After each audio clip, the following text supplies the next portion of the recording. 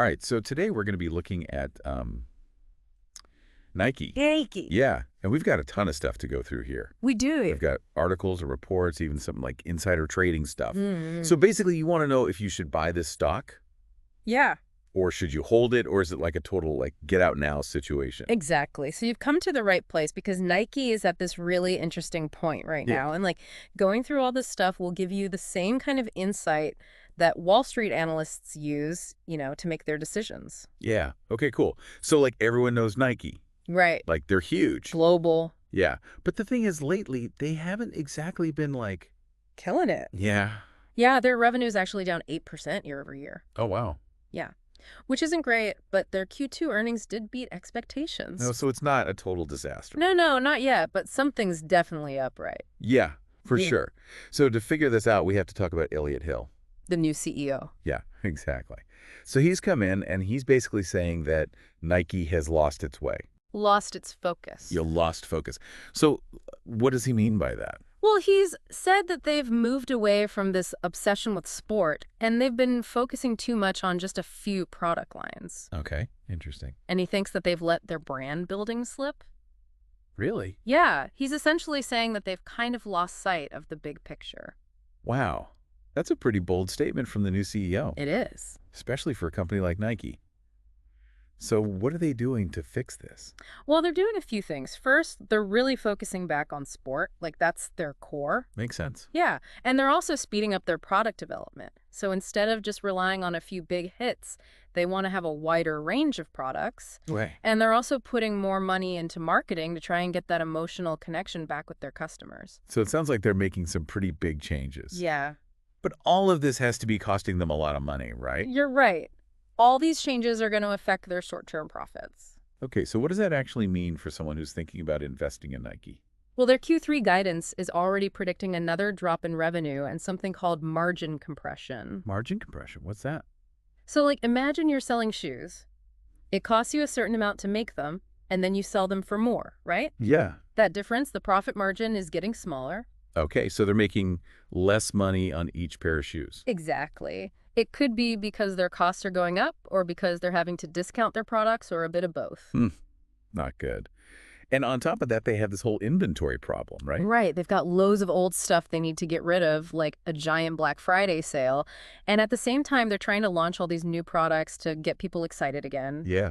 They have had some successes, though, like the Pegasus 41 shoes and the Nike Shocks and the Kobe line are doing well.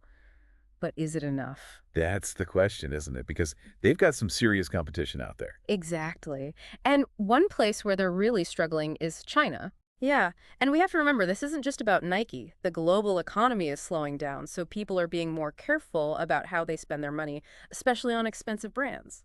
So we've got a company trying to reinvent itself, a ton of old inventory, tough competition, and a shaky global economy.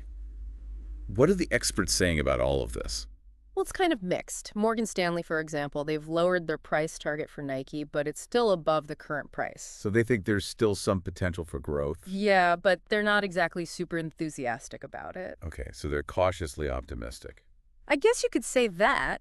On the other hand, you've got Wells Fargo, and they're a lot more positive. They think Nike has a lot more growth potential. Wow, so we've got one group saying, be careful, and another saying, buy now. Basically. And then we add the insider trading information. Oh, yeah, that's always interesting. Yeah, and it's not just random people buying and selling stock.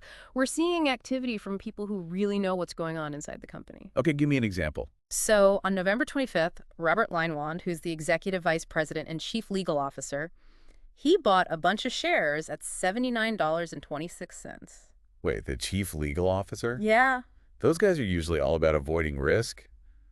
Why would he buy stock now? Well, it could be a sign that he's confident about the company's future.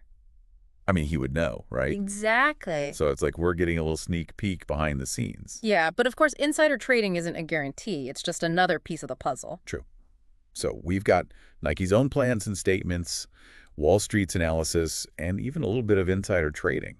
We've basically got a complete picture of where they are right now. Yeah, we do. So what does all of this mean for you, the listener, who's trying to figure out what to do with Nike's stock, like their financials and the new CEO's plans, and even some insider trading? So the big question is, should you buy their stock or hold on to it?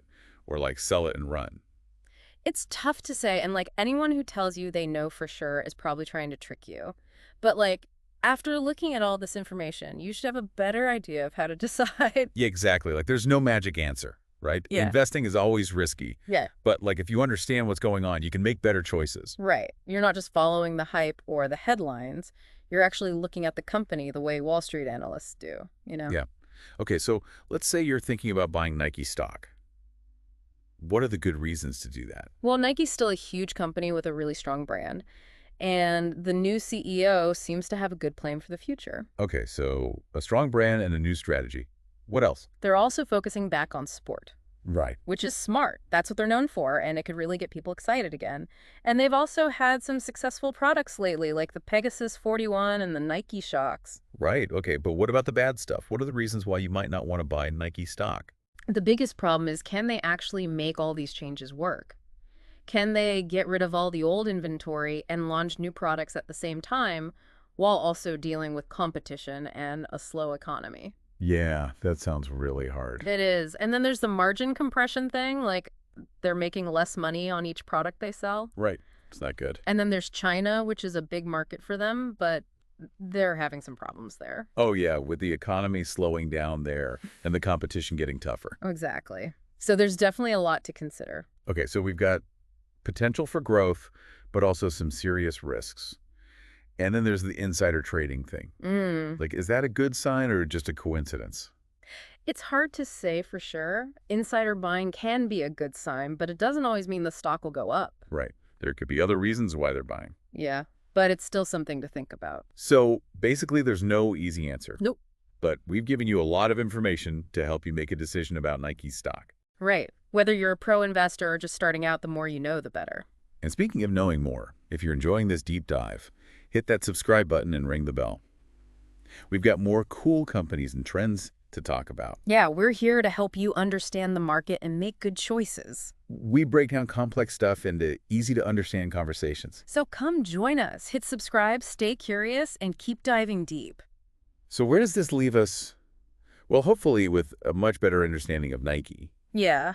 But, like, this is just one point in time, right? Like, things are always changing. Right, exactly. Nike's story isn't over yet. There's definitely going to be more to come. Yeah, so there's no right answer to the question of whether you should buy or sell their stock. It really depends on, what your goals are and how much risk you're comfortable with. Yeah, for sure. But hopefully, after this deep dive, you can at least make a more informed decision. Yeah, you can weigh the good things against the bad things. Exactly. And that's what being a smart investor is all about, right? Absolutely. Yeah. And remember, investing isn't just about picking stocks. It's about understanding how the world works. Yeah, and the companies that are changing things. And the trends that are shaping the future. Exactly. Yeah. And that's what we try to do here on the deep dive. Yeah. We want to make you curious and challenge what you think you know and help you understand the world of business and finance. Because there's so much information out there, but it's not enough just to have it. You have to understand it. Yeah, and know how to use it. To make better choices. Exactly. So if you want to keep learning and exploring with us, hit that subscribe button and ring the bell. Yeah, so you don't miss our next episode. We've got more cool companies and trends to talk about. That's right. So stay curious and keep asking questions. We'll see you next time.